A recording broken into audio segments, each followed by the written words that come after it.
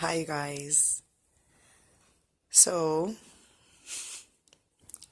I got bit by a dog, right, at work yesterday, and my initial response was pure terror.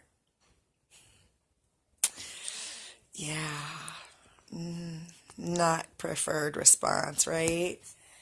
So, of course, that generated a deeper questioning and healing around fear in my life.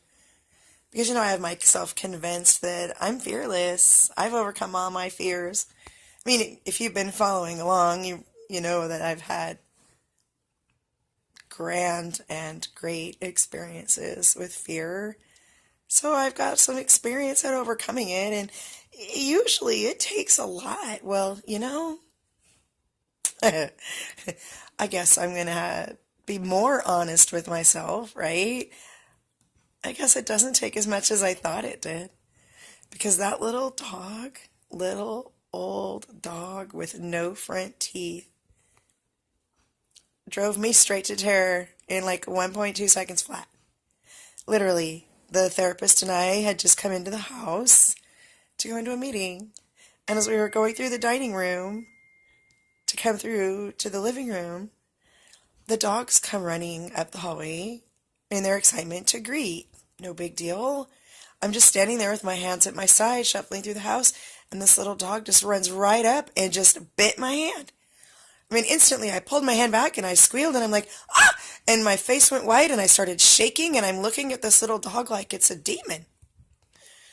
And it took me 10 minutes, probably, before I regained my sense of calm and my balance and put myself, in the position of the dog, understood and, got through it. But it really shook me up, I must admit. I was very shaken up that I found myself so afraid of this little tiny old dog. And then I had to figure out why, and it's like, why am I afraid of this dog? I mean, literally, if I felt my life was in danger, I'm this big, huge human being. All I had to do was kick it. I'm wearing boots. I mean, I don't want to kick the animal. I've never kicked an animal, and I don't anticipate that I ever would because I didn't. But if I had taken the time to think about, safety and such, I would have realized that the animal was no threat to me. So in that moment of weakness, I responded in weakness. And I was fearful. And my fear impacted that family's feeling of stability. And it impacted that animal's ability to feel safe in its own home because at that point, it had to be locked away separate from us, as is required. I mean, there was no reports against the animal filed or anything like that, but my fear response generated uncomfortable situation for a family that was already in crisis and experiencing discomfort. My work phone is going off and it's repetitious and closely together, so I must check on this. I'm so sorry. I'll be right back. I apologize. There will be a day, not too far in the future, when there won't be a work phone. And therein, some more fears that I've discovered lately. See, I told you we were going to have some conversations coming about fear because when I learn something, I like to share it with you. That's the whole reason I do this. It's the whole reason I put myself out there is to help you guys learn how to take care of stuff in your life by giving you an example of a potential process of how somebody else does it that's been successful at doing so. That's all. But it makes me vulnerable. It's like I'm giving you my whole life, It's like, here's my life. Take it. Do what you want with it. Just please be kind. I've already survived it, so it won't kill you. Anyway, sorry, back on track. So when I started trying to, figure out like this deeper contemplation of fear, like, do I know what fear is? I mean, do we really know what fear is? We think we do. We're in this world where we're traumatized almost from the moment we take our first breath. They're doing things to traumatize us, especially the children that are born now. I mean, here you're born, you're already ripped from this safe place of comfort into this horrible place, and now we're going to smack you and poke you and prod you and just, we're going to spend the first 5 years of your life traumatizing you every chance we get so that we know that you start off broken. Sorry, that was a little bit of a rant. But we don't really know what fear is. We know what we are taught fear is, or how we perceive what we think we're feeling. But in little ways, I've learned that fear is far, far more than I actually thought it was. And that came to me when I was watching a movie, Justice League. Wonder Woman, girl's got to have something about her dreams that she hangs on to, right? So I love Gidgey, I think is her name is, in the new Wonder Woman. She's a badass. She's perfect, right? Great for the role. So I'm in this movie at the very end, this closing scene. This thing happens where the person that is perpetuating this thing has an expectation that a certain thing is going to happen in response. And that thing doesn't happen. And the minusculest of response that was vocalized was, huh? The response on the part of the superheroes was, that sounds like fear. And immediately, dark energy came and overtook this person as a result of their expressing fear. It had not even occurred to me for 1 second that what he had expressed was fear. Not at all. So, going forward from that point and expanding and exploring and questioning from that revelation, I had to acknowledge that I don't even know what fear is. Here I am like, oh, I'm fearless. I've overcome my fear. I know fear. I've experienced fear. Pfft, I don't know fear. I don't know nothing. My cup is full and running over, and I drink from the empty saucer because that thing is empty every morning when I get up. I make sure of it. So I don't know what fear is. Thought I did. So in exploring that, I kind of was like, what kind of things are causing me to feel unbalanced? So I started relating fear to a lessening of my peace. If I'm not at peace and experiencing balance and joyfully experiencing balance and peace, is it then fear? If it's not anger, because anger is pretty gone. When I even look for cracks where anger comes in, there are times when they don't stay very long because that one just makes me feel dirty. So if it's not anger and it's not joy, is it then fear? I don't know. I don't know what the totality of our emotional potential is. Like you, I'm learning. I don't know. So I started exploring things that are going on in my life right now that lessen my peace, bring me a lessened sense of joy, and bring me a feeling of imbalance. And in exploring that, I've been able to kind of determine some causation to fears that I'm experiencing. So that helps me. When I know what causes something, it's much easier for me to deal with it because I can fix the cause. It's like when, it's like with any part of healing, anybody can put a Band-Aid on it or give you a pill to mask a symptom and then give you another pill to mask the side effect of that symptom and another and so on. That's what they did to my ex-husband for years. That's why he died unmedicated. But it didn't fix the cause of anything. It didn't provide him a solution to all the things he was experiencing.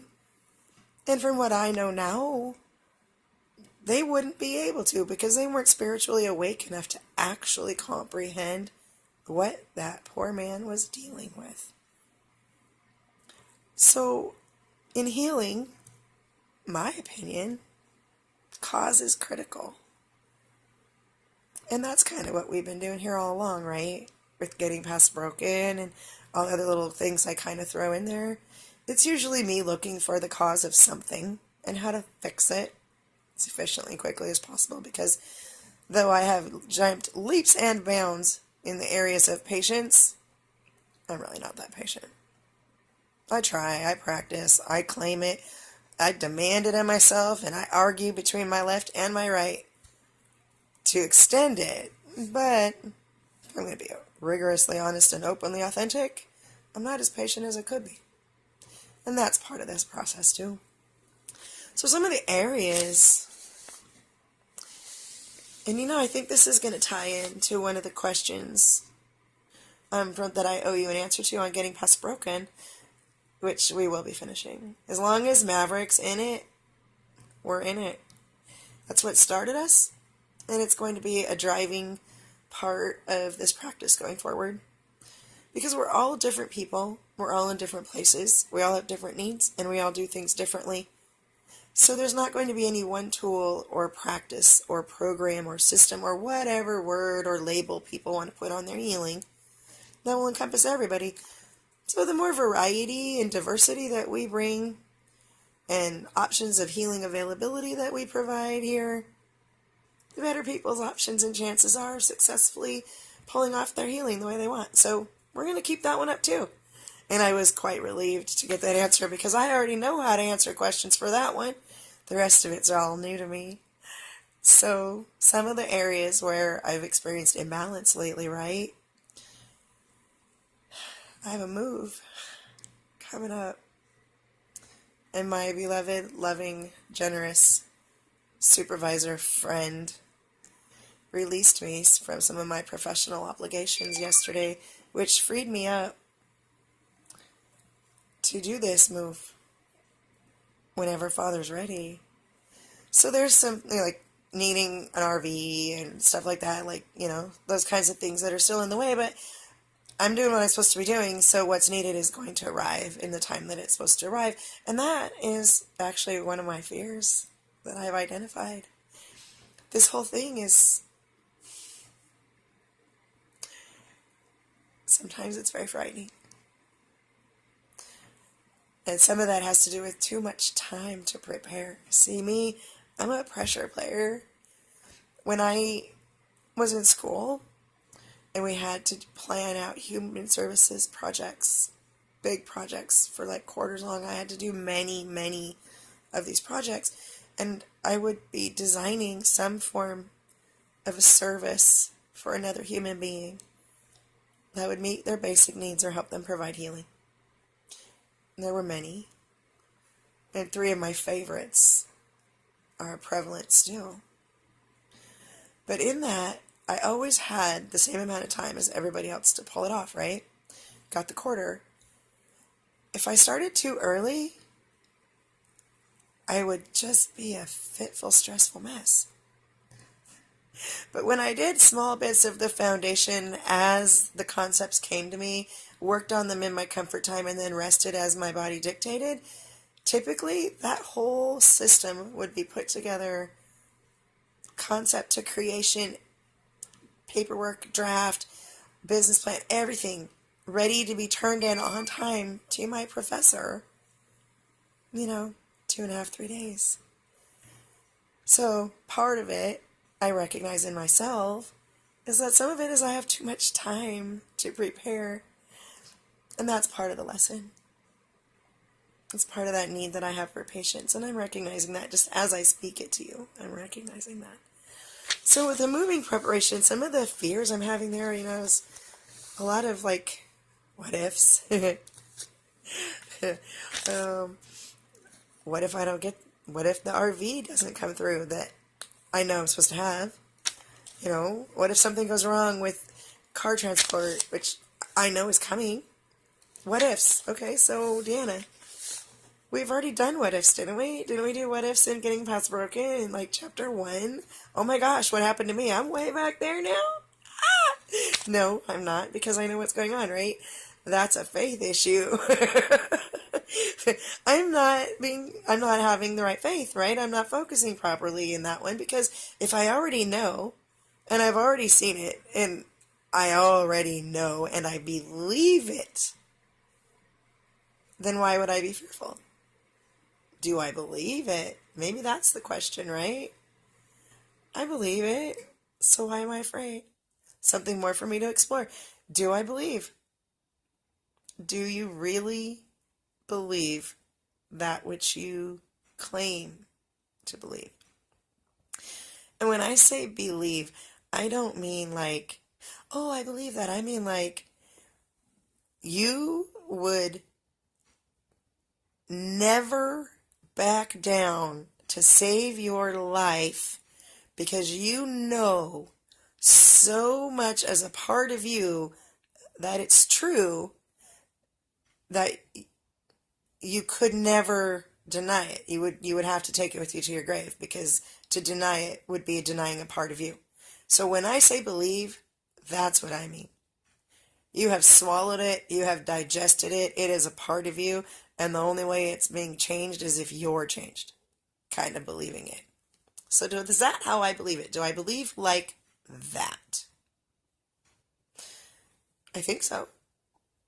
Oh, well, there we go then, right? Because if I only think so, then I have room for the answer to be no. So I guess I better work on that, right? Belief. So that's one area where I'm off balance, but we've just identified what I need to do there, right? I got to work on belief, faith. Another one I have is like the expanding of this channel. I've participated here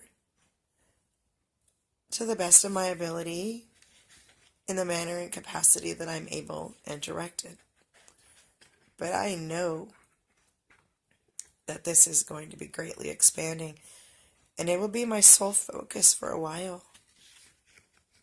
And I won't have a job and a paycheck, and I'll have this, and expanding it is very frightening to me because do I have what you need to help you do what you need to do to heal? Who am I, right, to think that I could? So that's self-doubt. Uh-oh. We're going back to believe again, aren't we? Because there's no room for self-doubt in healing. Even Christ said, by my faith I am healed, by your faith you are healed. So, wow. And I think Derek just did. What time is it? Sometime today. Oh, my day's running together. Sometime today, we had another video right on this very thing. Synchronicities. I got a very good lesson about that from him recently, too. We always benefit from the lessons that he gives us. So it sounds like I have another belief issue when it comes to expanding this channel and knowing that I'm capable of doing it. Because that's my question, like, can I do this? Can I really do this and be there for you guys and keep up with your needs and be the right support for you? Can I do this? Well, why do I think that I can't? I do it every day for total strangers who are sometimes quite cruel to me. But not for very long, because they find out I'm cool and I just teach them how to be a badass too, and then we're just fine. But, you know, and it's like, do I want to do this? I mean, because if I don't want to, in my heart, deep in my soul, if I don't want to do this, we're never going to be successful. But even as I say the words out loud to myself, Deanna, do you really want... yeah. Can't finish the question. Well, I guess there's a way to figure out if you believe something, right? Are you answering yourself before you can even get the words out of your mouth? Ooh, I'm going to try that again. Let's try it with something else. Let's try it with, okay, so do I really believe that Father's going to have yeah. Oh my gosh. Oh, see? Okay, so that'll work. I'm like, I recommend trying that, y'all. That's wild. I love that. Okay, so we're going to go through the rest of this and see if by the end of it you have watched me heal myself. This could be kind of cool, right? So, lately, the coolest, crazy coolest, intensely weirdest, strangest thing has been happening to me. Strangers. You guys, right? Because, well, we don't really know each other. Well, you know me. If you've been watching these videos, you know me. But I don't really know you all that well, right? So, and some of you guys, some people that I'm getting contacted by, I don't think are even on this channel. So I've had strangers reaching out to me through various Discord channels I'm associated with, seeking my guidance and counsel. And I've got to admit, the first couple times I was a little shaken, because I'm like, what? Like, total strangers are just looking me up and saying, like, oh my God, can I talk to you? And I'm like, why do they want to talk to me? I mean, why do strangers value my opinion? They don't even know me, right? Well, I don't know that, do I? I don't know anything. I don't know if they know me or not. I don't even know who they are either, right? So there I am assuming things and doubting. And in the end, it doesn't matter who or why or where. It only matters that I'm there for you. But that brought me back to, again, it's like, self-doubt. So I have to work some more on strengthening my love of self so that I can step up even greater for you. Because I'm identifying, there's some more here, you guys. Wow, right? I did not realize how fearful I had become since I realized and was made aware of my upcoming life change. And that it's good. These lessons are very good for me.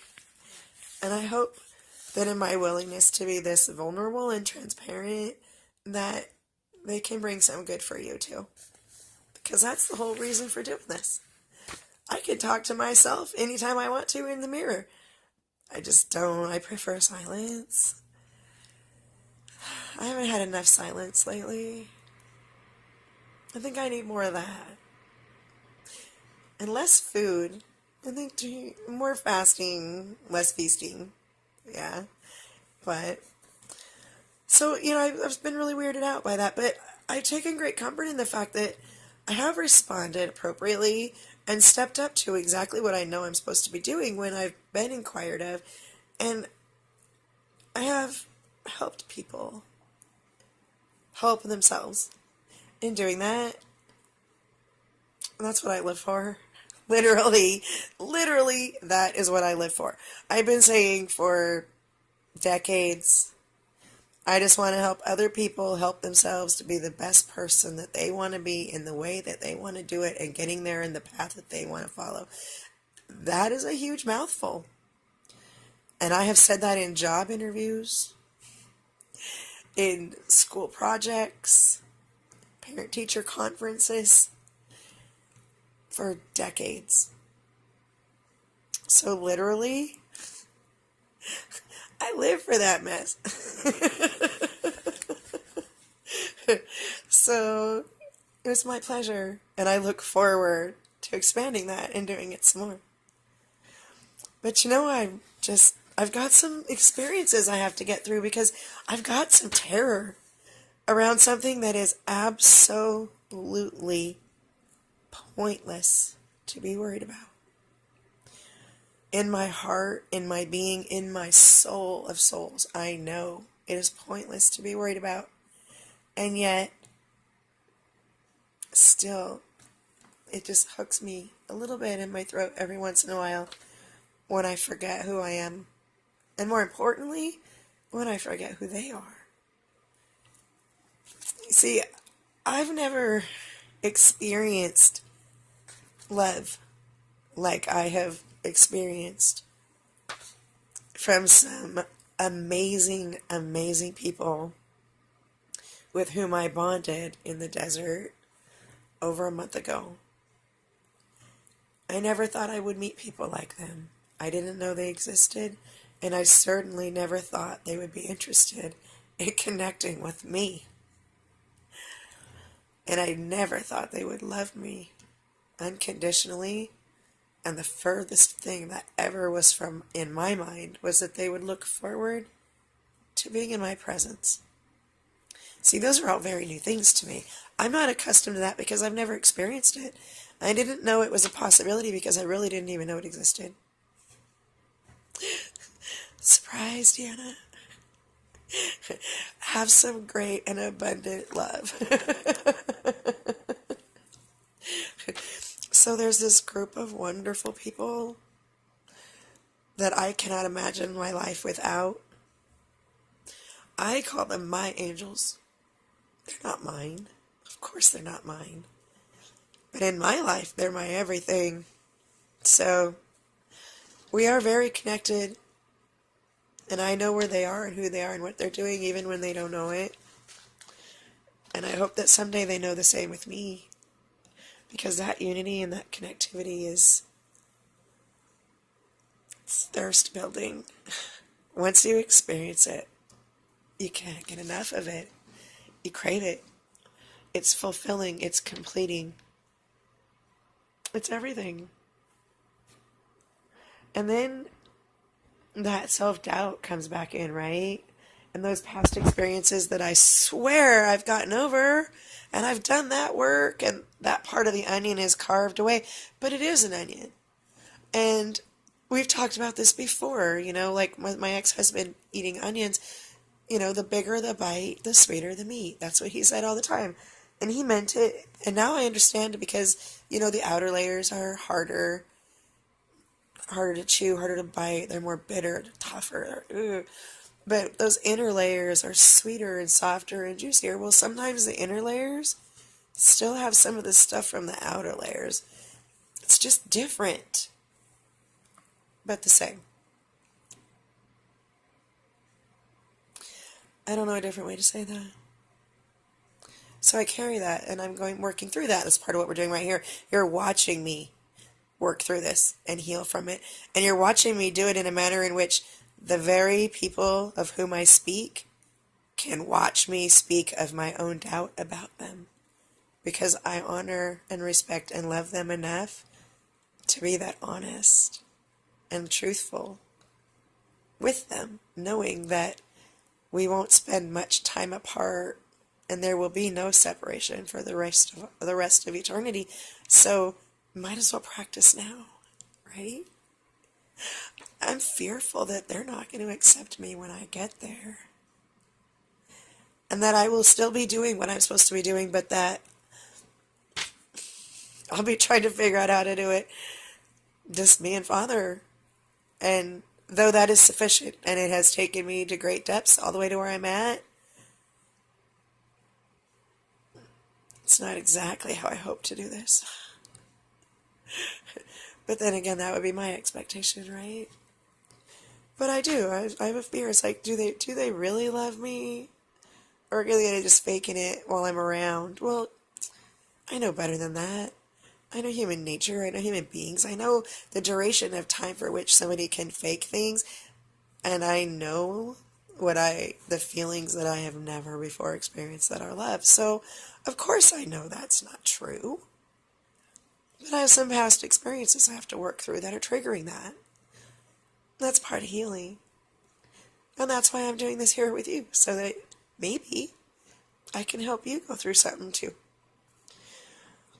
What if I screw up and then they don't want me anymore? I mean, everything's all well and good when everybody's happy, happy, joy, joy, but we're all wrapped up in the same fleshy suits. And Lord knows I'm just a clay vessel and I make my own mistakes. And once again, right, I've experienced that before. So even though I know that's absolutely not true, because we all will come through it in forgiveness and love, regardless, because we are one, we're connected, it's not possible. So once again, self-doubt. But I do love myself more now than I ever have in my existence, so we got a good start going, right?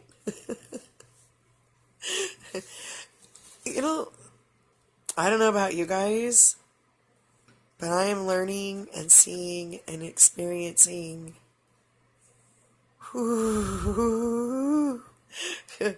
crazy, incredible stuff. Sometimes it has to be put on a shelf, usually, because it's like, is this for real? Like, am I okay? Am I crazy? What just happened?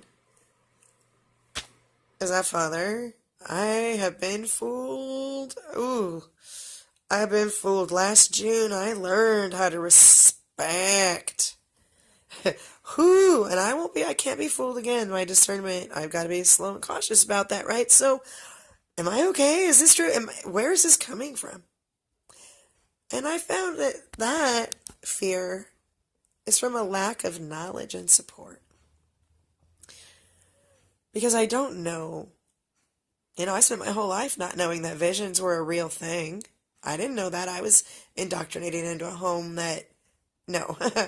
Oh, no. Dream interpretation? No way. Anything like that. Anything, the third eye? Oh my gosh, that's Satan itself. You should put a stake through that thing, right? Oh my gosh. These were the boundaries of the life in which I was raised, and they were very deep, very strong, very vocal, and they still are. This was the first year in my family that my maternal unit was not able to run the whole show with her Christian Christmas stuff because there was finally more of us than there was of her. But she still got in her licks, and we were still subjected to it whether we liked it or not. And we did, out of respect. But when that's the environment and the strength of the indoctrination and the forced acceptance and learning of other people's belief systems have been so strong, asking things like, is this for real and where is this coming from? And thinking that maybe it's some kind of a demonic attack, logically is kind of the first place you go.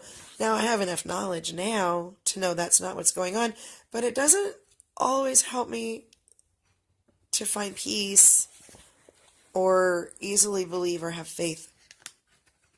And again, that comes to belief, right? So if I'm going to help people heal, what does that mean? Because you know where I'm going. I think it's in Mark. Not sure. But faith. By healing, it's faith. And belief. So it sounds like I've got some faith and belief things I have to work on. Oh my gosh. And then there's that whole thing there. I'm just so mad at myself. And dang it, I just said that out loud too, right? Now I have to accept that. So mad at myself because I'm learning and growing so slowly. It's like I'm always falling behind. I'm forgetting important stuff every single day because of this brain injury. I take comfort in the fact that it comes back to me in its time. Not all of it, but some of it. And sometimes I don't even know what I know until that all-important question. The question. It's a very important tool. I use it a lot every single day in my practice. Most of the words that are vocalized from my mouth in sessions are in the form of questions. And when they come back with their responses, it generates another question. But not just any question. It's got to be the right question, with the right words, and the right timing, and the right tone. It's a skill. I encourage practice. Because if you're going to teach or heal or help others to heal or promote thought,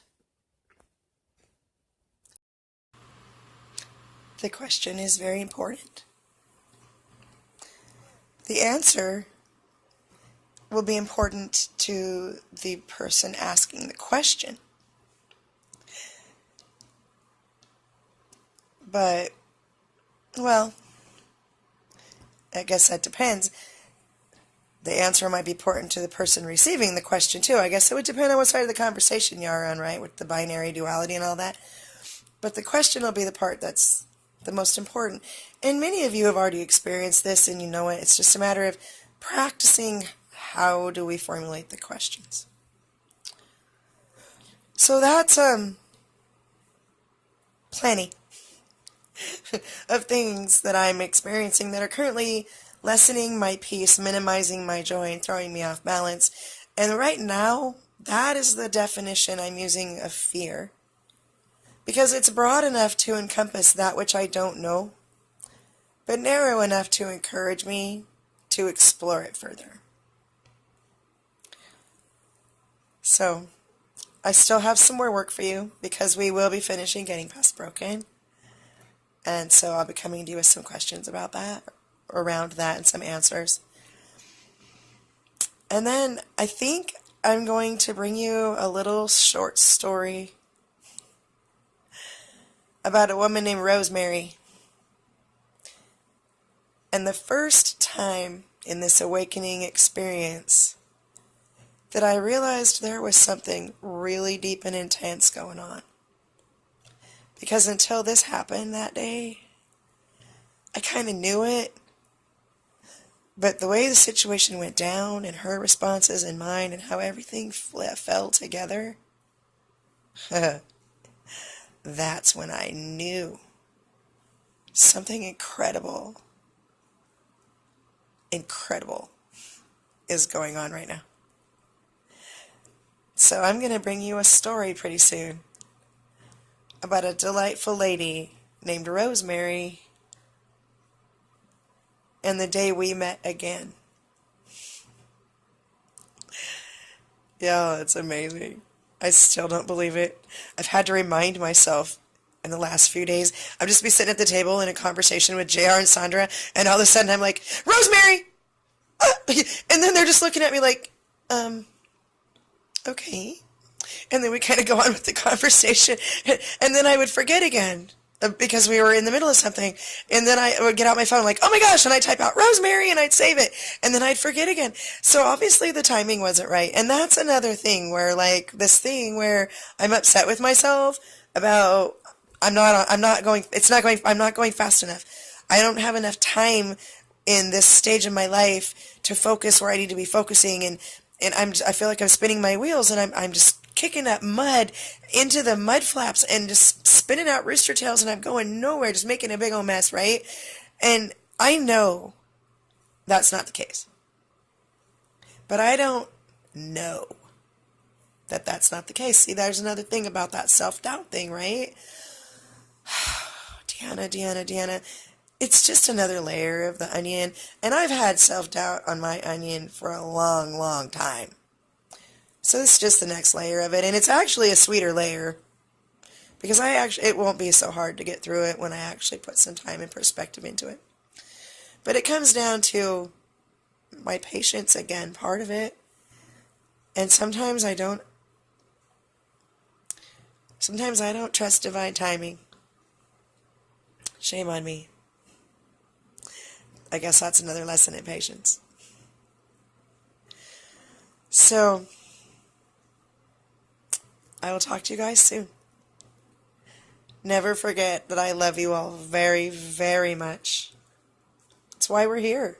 That's the whole point of our existence. Be a huge, towering beacon of light shining into every crack, crevice, nook, cranny, and shadow of low vibrational energy darkness you can find, and eradicate it. Because then we'll change the world and bring Mama home. No sibling left behind, y'all. Love them to death. I love you. Have a good night.